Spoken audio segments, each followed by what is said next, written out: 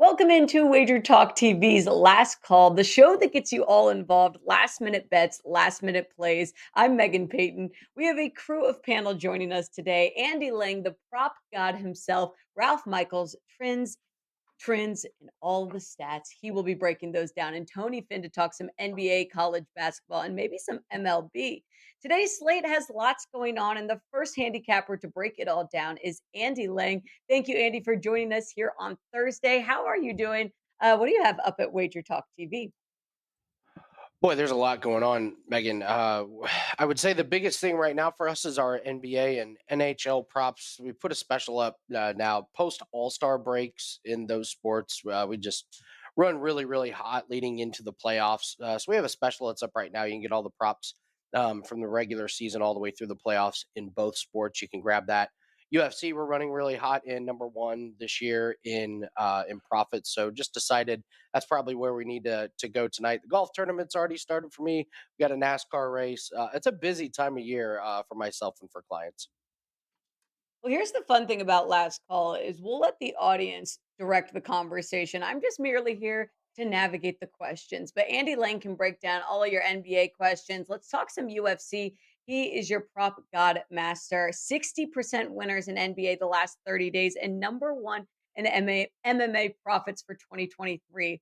Let's start with basketball, a game that you're eyeing is the Brooklyn Nets at Milwaukee Bucks tip off at 8:10 p.m. Eastern. The Bucks just moved from a 9.5 point favorite to a 10 point favorite. The total at 232.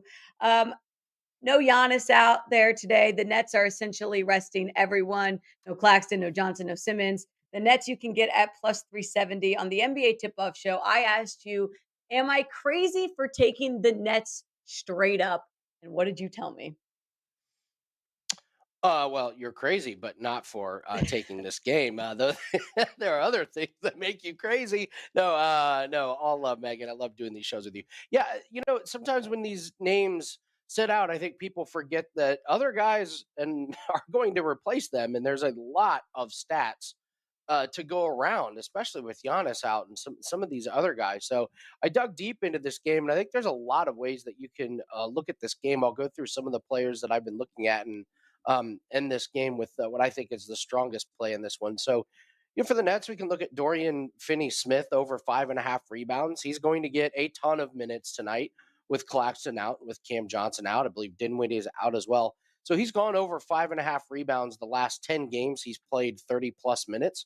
So I expect him to get over this 30 plus minute mark. And if he does, he should go over 5.5 rebounds. The strange one is Brooke Lopez under 7.5 rebounds. It makes no sense. But when Giannis is out of the lineup, Lopez goes under his rebound numbers. He's played 10 games without Giannis this season, gone under in 7 of those games, including 6 out of the last 7. I don't know why Giannis being out of the lineup means less rebounds for Lopez, but the numbers don't lie. So Middleton's playing a lot more minutes now, so that's another rebounding body that can be in the game. So Lopez, the numbers just say he goes under the rebound total when Giannis is out. For points, you have to look at Bridges for Brooklyn, over 25.5 points. I mean, he's gotten the green light to shoot on offense. This has been a real eye-opening experience for him because he's been on a team with Chris Paul and Devin Booker, and he's not been the first option on offense, and now he is. He's had 30 or more points in 4 out of 5 games. He's unquestioned number one option tonight. Milwaukee, they rank in the top 3 in all kinds of categories: points, field goal percentage, three-pointers, and free throws allowed. However, they are 26th in defending small forwards. So it's a pretty good matchup for him at this position. The Bucks struggle against guys like him. Team total, I think you could look at Brooklyn over 110.5. The Bucks are not the same team without Giannis. They've allowed over this total in 6 out of the last 7 games without Giannis in there. They just gave up 123 to Orlando, so you could look at Brooklyn. But the best prop, and we talked about this on the NBA show, and I just have to reiterate how good Drew Holiday is without Giannis in the lineup for his points, rebounds, and assists. It's 32.5 tonight. He's 16-6 this season and last season without Giannis in the lineup. And the last 4 games he's played without Giannis, he's had 42 or more PRA. It's the strongest play in this game, one of the strongest plays on the card, Drew Holiday over his PRA. We've got some live chat questions. Abel says under on the Pacers game and also the Warriors game. So just to give you the total for those, the Pacers Rockets total at 236 and a half right now. And for Golden State Memphis total at 235 and a half. Are you in agreement with Abel? Are we riding with the unders here? I like the under in the Pacers game. I could leave the Warriors game to someone else coming on. I have not studied that game nearly as much from a total perspective. This high total means that the Pacers offense and the Rockets offense has to be clicking. I have much more faith in the Pacers offense, but the Pacers defense on the perimeter is not very good. I'm just not sure Houston has the guns to get this over the total tonight. You need two teams to play really well to get to this. I mean, this is like almost 240. Last game they played was 99 to 91. So these are two teams that are struggling right now. You just need both teams to play really well on offense to get over this total. I'm going to lean to the under on this one. Didn't make my card, but I have to agree with Abel on the under on the Pacers game. One question coming in from Jacob. Andy, I have all of your access. I have your all access plays, and these aren't client plays. Just curious, would these be 1% plays as most of your props are 2 or 3%? Well, the Drew Holiday, we are waiting just to get finalization on the lineups. So we had a lot of moving pieces in this game, so we just want to make sure that that we have all of the right lineup information. The Drew Holiday is a 3% play. That is for clients. The other plays that I talked about, those are really strong leans. Those are interesting angles to go up against. I always just recommend playing the ones that we have, and when I give out a best bet, that's going to be my favorite play for this particular game. So I like all the different plays in this game that might help you with some same game parlay ideas. But Drew Holiday is a 3% play. Andy Lang is number one in MMA profits in 2023. So let's talk a little UFC. The main event on Saturday, March 11th, Nikita Krylov versus Ryan Spann. Krylov is favorite minus 170. Anything catching your eye in this one? Yeah, Ryan Spann had one of the more strange moments I've seen in UFC. So he's coming off of a incredible knockout in a minute and 20 seconds of Dominic Reyes, who's a really good fighter. And Ryan Spann has a slew of fights that ended in the first round. So this guy is like, don't blink when this guy fight starts. So he looks incredible. His power looked amazing last fight. And they interview him in the ring after, and they said, "Man, you look great. Like, what's different?" And he goes, "Well, I actually trained for this fight." And everyone was like, what do you mean you trained?" He's like, "Yeah, I actually decided to train.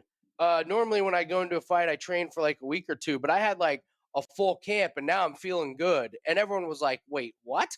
So this guy finally trains and he professional fight and he knocks out a world class fighter in a minute 20, and he's going up against Krylov. And I just don't think that Ryan Spann should be this big of an underdog when he's got the power that he has. Now, Krylov is probably going to try and push this against the fence. He's probably going to go for takedowns and make this look pretty like a dirty boxing, wear him out on the ground. But Krylov did not look like he had a lot of energy in his last fight. It was a boring, it was a slow, kind of stuck in the mud against Ozdemir, and Ozdemir is not nearly the powerful fighter that Ryan Spann is. Spann has pretty good submissions as well. I think he can deal with some of the takedowns of Krylov. And if I get a fighter that's had a lot of success in the UFC without training, I really want to get on this guy when he does train. It was just a very, very odd moment. And now I get him at plus 140. And honestly, if you like Spann, you could probably take him to win by TKO. I don't really see him get a submission or winning by decision. That's not really his style. Like I said, all of his fights tend to end in the first round. I think he's only had like 3 or 4 in his entire career that have gone the distance. So I like Ryan Spann. That power is absolutely nasty. All he needs is one clean shot. And I'm not sure Krylov is going to survive the entire fight without getting caught at least once.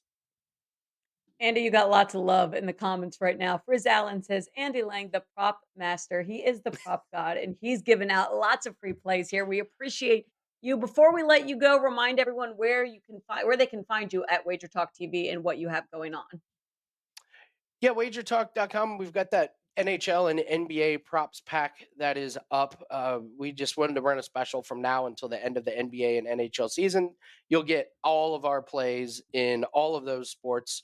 We only release props in those, but we did 85 units post All Star breaks last year, and we're already on a 32 unit run post All Star breaks in these two sports. So we've increased the volume on NHL, and it's been working out really, really nice. So, pretty nice, steady 60% run in NBA props. Anytime we're at 60%, we're real happy. And we got a 4% play that is up for the UFC this weekend, number one in MMA profits this year. Very, very proud of that. Looking forward to another great weekend and building those bankrolls, Megan.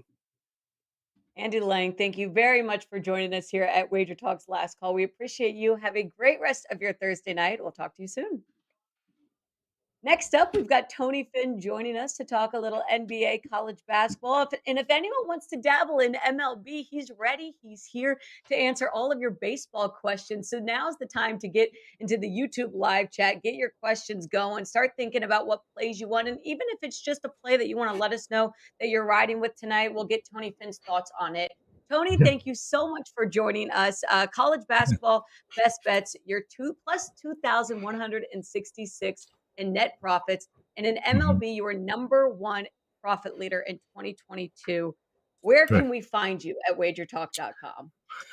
Um, in the dark corners, in the cracks, that's where you can find Yes, me.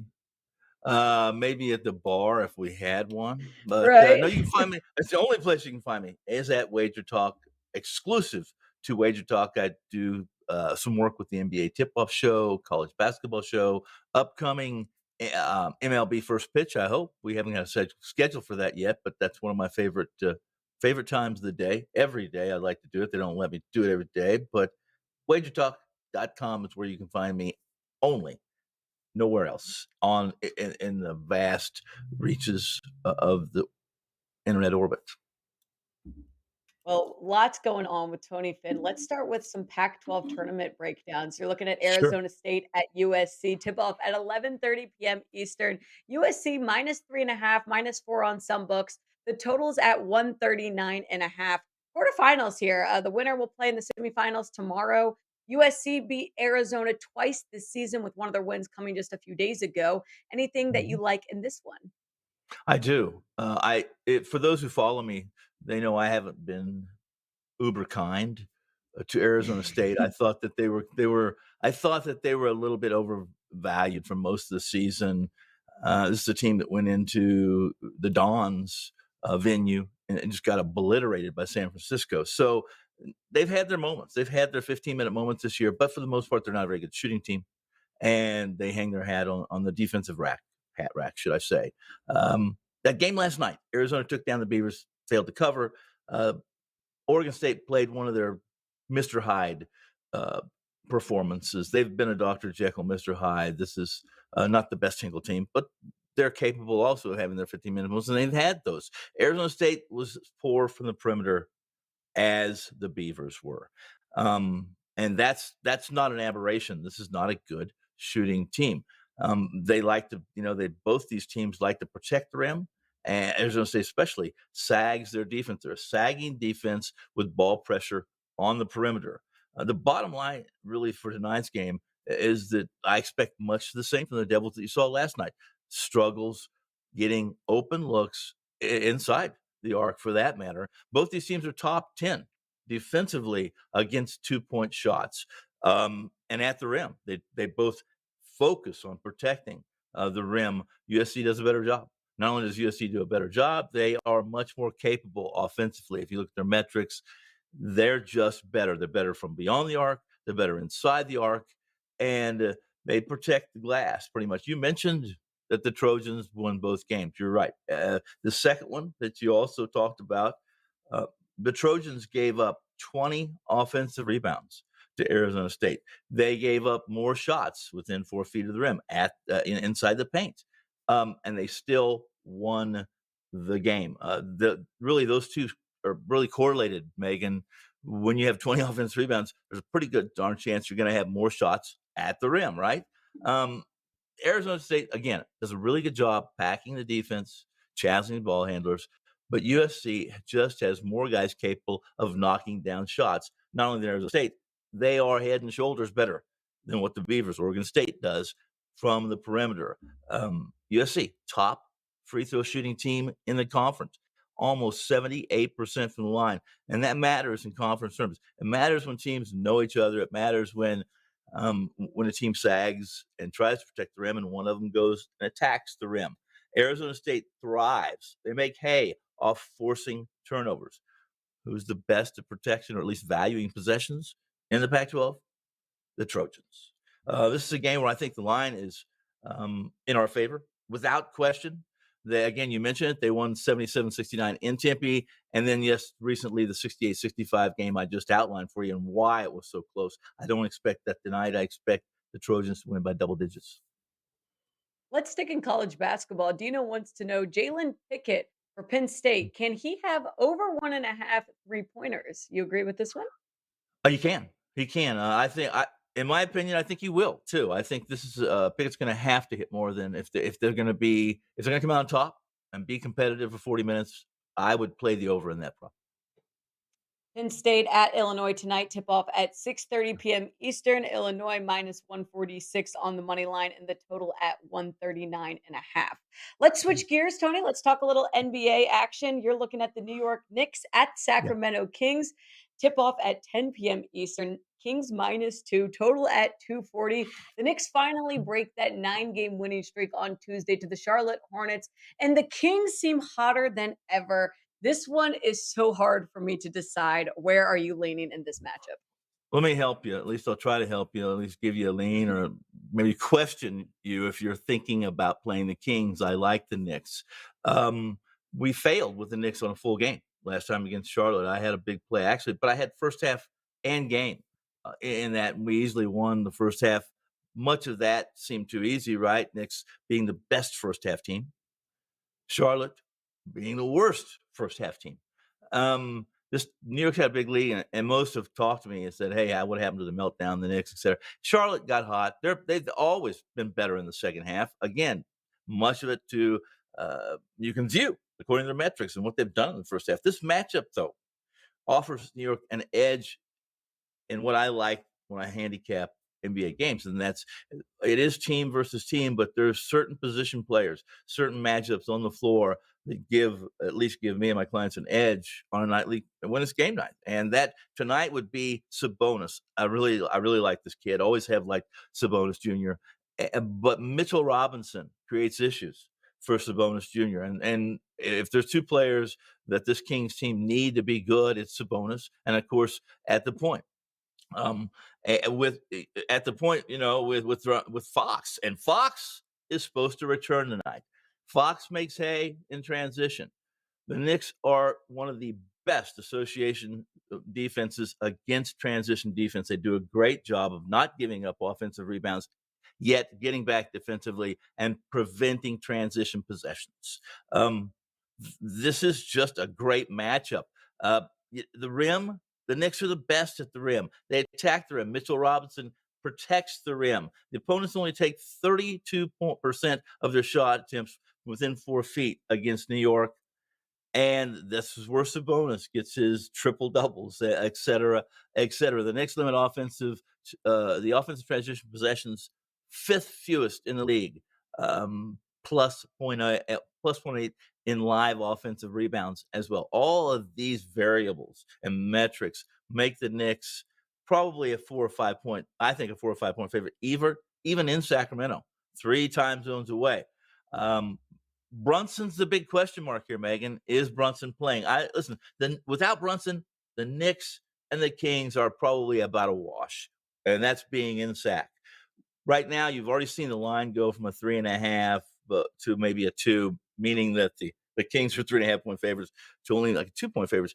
I don't have the intel. I don't have the message or the concrete. Hey, Brunson's a go. I think he's going to go, and I think that line movement tells you a little bit about what some of the sharp groups know about the Knicks in their first 5 tonight. That Brunson will be a go. Once they announce Brunson is a go, and I expect that to be, I think you're going to see this game go to a pick.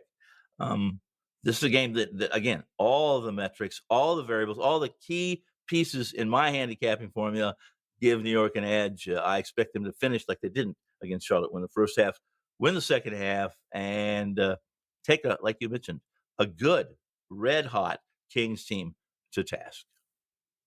I agree with you, Tony. Jalen Brunson, game time decision with that foot injury, and the Knicks have Yeah, been solid on the road at 20 and yeah. 12 straight up, 22 and 10 against the spread. I think you've convinced me well enough. We have some questions coming in on the live chat Mhm, specifically about this game. Do we like mhm, the home price of Kings minus 2.5? We already know we don't. Is that mhm. too tight? What do you think? You gave us a great breakdown of this, but last question on this game before we switch gears, Tony. If Brunson is out, which we don't expect him to be, but if he is, are we still going to Mhm. back the Knicks here? Without question. In fact, like I said, Okay. I should have mentioned that to you. I would say right now I'm on the Knicks. My position is a 3% position, which is at Wager Talk a best bet. Between 1% and 5% is what we recommend as far as what you spend on your bankroll. I have them right in the middle. If Brunson is announced, and I do expect him to, I'll know it, and I can have enough shops and I have enough outs as far as books go that I can still probably get the two. I may not do that with another 1%. I may just go ahead and jump to the money line, and I can get right now. I can see I can get a buck 30, a buck 35. That would be my extra play with Brunson being announced in. Tony Finn, we want some MLB answers. You are number one in Right. MLB profits of 2022. And Ghosted has a great Mhm. question. Tony, with the Okay. new MLB rules into play, how do you think some of the new rule set can affect betting or the lines we will see moving forward with baseball?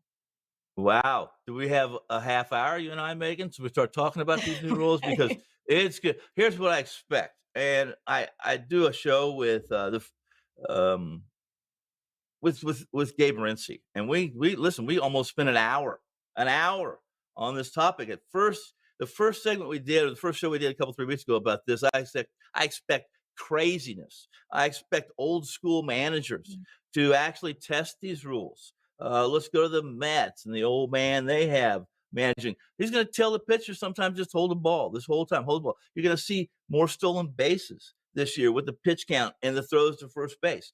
But more than anything, as soon as we start having third strikes called because the batter wasn't ready to accept the pitch, this isn't just a pitch clock, this is a hitter clock as well. And we've already seen it in spring training. Is it going to affect the rules? It's going to affect the rules. It's going to be higher scoring this year. Look to play overs, even in the spring, the cold weather games. I don't expect the books to make those adjustments right off the bat. I think they're going to wait. They're basically going to allow us to beat them a little bit, at least those who believe what I'm saying. And it's going to have a big effect. There's so many. The non-shift, uh, everything. There are certain players, Megan. And again, if we had a half hour, we can go over the players and such. I think that had shift outs that won't have those shift outs this year. They're going to hit for a higher average. They're going to be in contention for MVPs and pretty good plus money on a couple players I do like. The answer after all that, yeah, it's going to have an effect, and it's going to be some drama and fireworks, and I'm certain some ESPN highlights of managers, pitchers, catchers, and batters going at it. It's going to be fun. You know what? This is all the more reasons why you should just listen to Tony for your MLB bets and go over to wagertalk.com and get all the promos that he's offering. College basketball has been great for you. Best bets, you're plus 2,166 in net profits. MLB, we just mentioned, number one in profit leader for 2022. We appreciate you joining us here at Wager Talk's Last Call. Enjoy the rest of your evening, Tony. Thanks for having me. Appreciate it. Next up, the stat master trendsetter Ralph Michaels to break down all the fun action in college basketball, NBA, whatever you'd like. Go into the YouTube live comments right now. Ralph is the person that you want to speak to if you are looking to get better at betting. If you want to get a cool new angle, Ralph will help you find that with trends and the stats that match it. Ralph Michaels, thank you very much for joining us here at Wager Talks Last Call. You've got a March Madness special going on. You're on a 63.6% run in top plays for 5%ers. What do you have going on at wagertalk.com? Oh, Ralph, we can't hear you. Mike's muted. I'll I will unmute put my the pin mic. up. That way you guys can hear me. You still have a little bit of time. I had 5 college basketball plays that go this evening. They'll be going off shortly. But 2 bits of business before we get to that, Megan. Number one, Someone had asked about the Golden State underplay. As you know, you and I talked about that game, and it was my best bet on the NBA show. I did post that best bet video on Twitter. If you head to @CalSportsLV, you'll be able to see that video. I am on the under. And number two, we'll be posting the Wager Talk MLB guide tomorrow. It'll be on my homepage and on my son's page at Sports Memo, JM Sports. We did 2 stat pages for every team. It breaks down all the stats for the last 5 years. It has what their run totals were. It lists last year's roster. Everyone that is back is bolded. Everyone that is gone is in red text, and you can see where they went. All the new acquisitions are there. And then we broke down run line, money line, and over under records for each of the last 2 years for each team in 68 different categories. So at a glance, you'll be able to find out what those teams did as a division home dog, in the first game of a series as a home favorite, off a straight up loss as a favorite, and they are now an away favorite. Again, 68 different situations for each MLB team. Ralph, because this was your best bet on the NBA tip-off show, I want you to break it down just shortly. We don't want to repeat for the audience that has jumped over from the NBA tip-off show to this show, but you mentioned you're on the under for Warriors Grizzlies. 235.5 is the total there. That game tips off at 7:30 p.m. Eastern. Before we break down college basketball, real quick, give us your reasoning behind this underplay. Well, Golden State, we know, is a horrendous road team, and they play poor defense on the road. I think they're 27-7 to the over. So why do I like the under? Well, they're the worst team defending point guards. Guess what? Morant is not in. And at this number, you look at Memphis, 12 straight unders with a total of 231 or higher. They're 5-23-1 their last 29 games this year with that high of a total. And there's a system play as well. When a team loses a game as an away favorite and it's a short line this game, it's a 65.2% play to the under in that game. Now it's time to switch gears to college basketball. You're going to be looking at some tournament breakdowns, but first question coming in from Don: is anybody on TCU -2 taking on Kansas State? That tips off at 9:30 p.m. Eastern. The total for that one is at 147.5, and I'm seeing a line of TCU -2.5. You know I love my Horned Frogs, Ralphs. I got to go with TCU here, but I'm not going to bet with my heart. I'll bet with my mind. Do you like this play? Well, I'll tell you what, I'm going to put you up head to head against Kelly Stewart. Marco Kelly and Yeah, I do the Bet exactly. on It show, the college basketball version. Kelly is a K-State alum, and that was her best bet on the show. I'm indifferent in the game, so I will be neutral here. I'll be Switzerland between you and Kelly, and I'll let you two fight it out. But check out the Wager Talk Bet on It show, and Kelly will explain some of the reasons why she's on K-State. Well, Don, since this is I'm speaking to Don in the chat, since this is the last call episode, we're on TCU here, Horn Frog Nation. Let's get into some of the games that you are looking at tonight, Ralph. You've got 2 college basketball conference tournament system plays. Can you explain both of those and how you get to where you get to for these? Now, listen, I'm on Siena Niagara game and LaSalle and Fordham. Yes, there are many more exciting games, but I want to talk about 2 situations or college basketball systems that apply to conference tournament games. So this applies to these teams this game. It'll also apply to other teams in the future. So the first, we're going to look at Siena and Niagara. That's the Metro Athletic Conference. They're playing their games on the boardwalk in Atlantic City.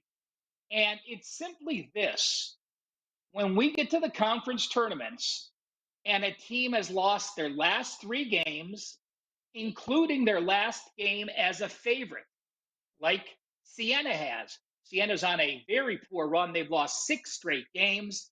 Teams in that role have only covered 36.4% of the time. And we've talked about this before. When a system is good for 1 or 2 years, it's good. When a system has applied for 5 or more years, it's even stronger.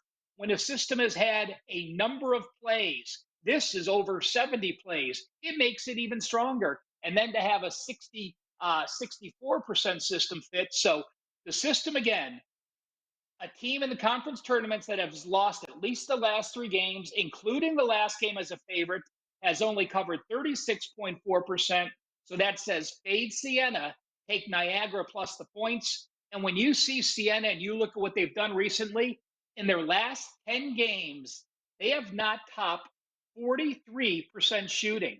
43% is a number that 90% of every team's cover every game, let alone not having hit that number in 10 straight games. So a strong situational play as well as a system play on game number 807, Niagara plus the 3.5. Ralph, I want to take us back to the basics for a minute because every time I speak with you, I know you've got this great insight, you've got these great stats and trends. For those who aren't as has have as much expertise in betting, what's the number one trend when approaching sports gambling as a whole? I don't have an answer for that. And the reason is this. We talk about trends, we talk about situations, and yes, they're informative, and yes, they help you make bets, but it's just part of the process. There's no play I'm going to bet just based on a trend. I look at the situations. I look at the matchups. I look at the travel, the home road dichotomies.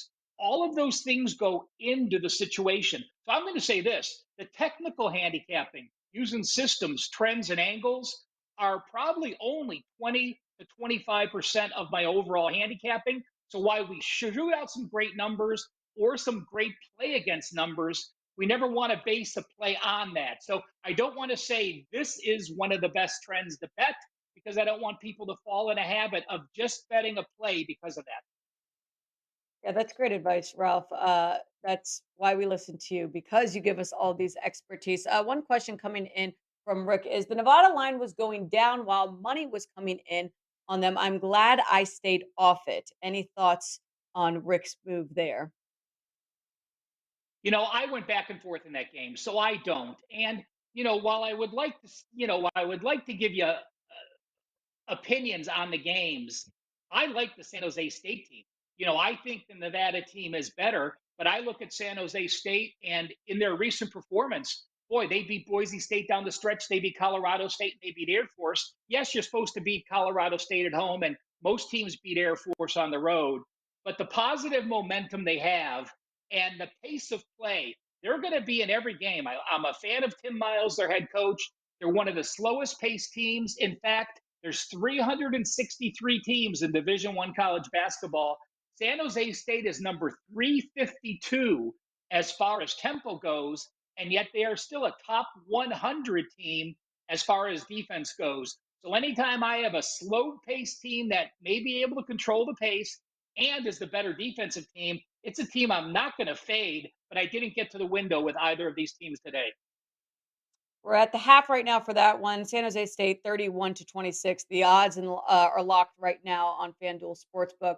Let's go back to the games that you are looking at right now, which is Fordham and LaSalle. Any plays for this one? I know you hinted at it when we were talking about some of the other ones, but what do you like there? Well, we're used to seeing teams play 3 games in 4 days or 4 days in a row or 5 days in a row for some conferences to get to the conference finals. And yes, teams wear down. Well, this is a situation in the Atlantic 10. This is getting played at the Barclays Center in New York. And Fordham has a double bye. So what does that mean? That means LaSalle played Saturday, like everyone did in the conference. And now they played Tuesday, they played Wednesday, and they're playing Thursday. This is Fordham's first game since last Thursday. Obviously, they were one of the top teams in the A10 to be able to get that double bye. And I went to the database, and this is one of the strongest system plays I have in the conference tournament. When you look at teams that won their last game as a dog, have 0 rest, and their opponent has over 2 days of rest. So you're playing a team that played yesterday as a double bye, and the line is 5 or higher. The favorite is 5 or higher. Since 2010, these teams are 4-46 straight up. So if you're going to be thinking about playing the dog today on the money line, think carefully on that. LaSalle is in a position again. This system, 4 wins, 46 losses. That is 92%. When you involve the spread, as we do in most of our bets, the teams without rest off a win as a dog in this range have failed to cover 61.7% of the time. And then you look at Fordham. Fordham's defense over the last 5 games has improved every game: 43%, 41%, 38%. And in their last game, they held foes to 32.8%. And you have some outlier performances. LaSalle was number 13 out of the 15 teams in conference defense. Their foes shot under 35% each of the last 2 games. Rhode Island's the worst team in the conference, and then they're off their win yesterday against Duquesne, who had a very poor shooting team, finally making the tournament after winning 6 games last year. So that situation with the better team, off a dog, off an upset win with no rest, off back-to-back outlier performances, has me on the favorite in this game, Fordham minus the points. Ralph Michaels with all the trends, stats, angles, system plays, ways to find different value and bets here. We appreciate you joining us at Wager Talk's last call. 63.6% run and 5% top plays. He's got a March Madness special going on at wagertalk.com. Thank you, Ralph, for joining us, and enjoy the rest of your evening. Thanks, Megan. That'll wrap up this episode of Last Call. I want to quickly shout out C. James in the comments when we were talking about different sports betting advice. He said, have an arsenal of weapons in your sports handicapping, a system following Smart Betters podcast, and know the teams in sports inside and out. We hope that we can be that spot for you as we bring on a variety of panel members to break down all the different sports around the league. Thank you very much for joining us here at Wager Talk's Last Call. We are live Saturdays, 11 a.m. Eastern, Thursdays at 6 p.m. Eastern. Enjoy the rest of your week. We'll see you on Saturday.